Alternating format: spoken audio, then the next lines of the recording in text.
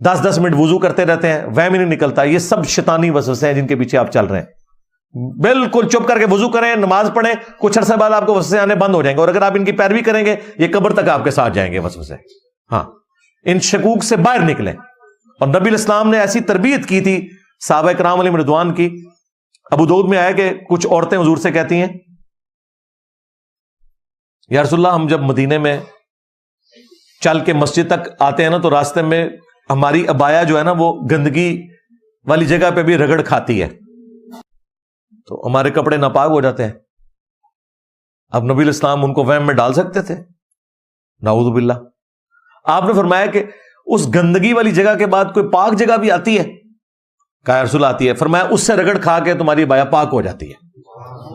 یعنی مٹی بھی تیمم کر دیتی ہے، مٹی بھی اسی طریقے سے پاک کرتی ہے جس طرح کے پانی. اس لیے تو